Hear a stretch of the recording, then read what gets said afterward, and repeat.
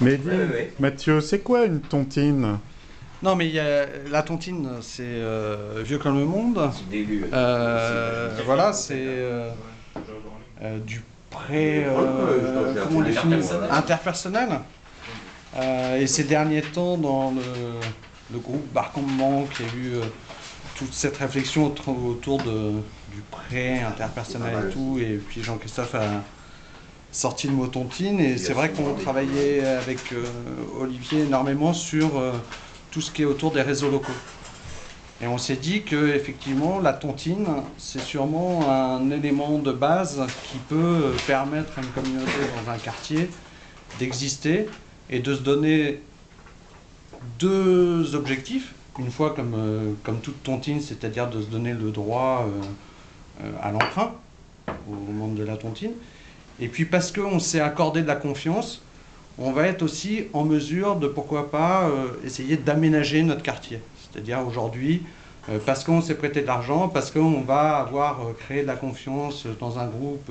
Il y a la tontine des blogueurs qui est pas géolocalisée, et puis tu as la tontine de quartier qui va dire on est une tontine qui, parce qu'on est dans un quartier, on va essayer de monter le collectif qui va aménager le quartier. Et aménager le quartier, c'est on va sortir de l'Internet, et pourquoi pas, on va imaginer que l'aménagement du quartier, c'est une bulle Wi-Fi qui va faire un intranet de quartier et qui va faire pouvoir sortir plein d'usages, de proximité, tout ça.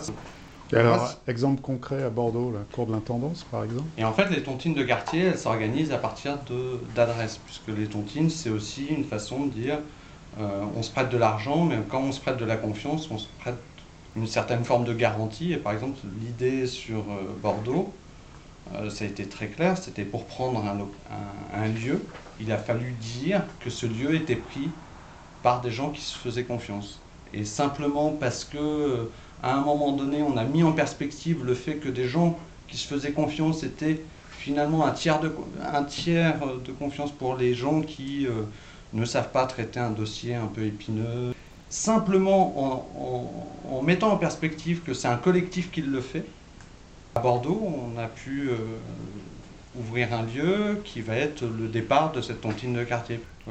L'envie de monter des projets, l'envie de créer du lien social, l'envie de faire une fête de la musique un peu plus drôle que ce qu'on nous propose, bah, ça intéresse plein de gens. Donc c'est finalement la tontine, l'argent, le côté quotidien de tout le monde a affaire à l'argent.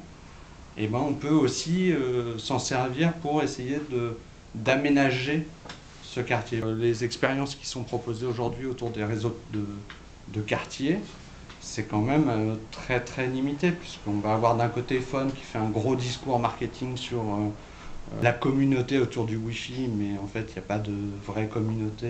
Et ceux qui vont être capables de faire naître des collectifs, quelle que soit la raison, mais de les animer dans un quartier pour avoir des problématiques sur l'aménagement des réseaux, mais sur la formation, sur les crèches, sur plein de choses, sur les élections, sur et ben, toute cette dynamique que finalement, je vais dire, Attaque avait un peu levé à un certain moment, mais il proposait rien d'autre que jeudi soir on se retrouve, bon là ok, on se retrouve aussi physiquement, mais là avec toutes nos histoires de réseaux locaux et de réseaux sociaux et toutes ces technologies qui sont vraiment là, on se dit qu'il y a vraiment un truc à faire. Donc c'est pour ça que c'est tontine de quartier. C'est un prétexte parce qu'on voit bien que c'est la confiance.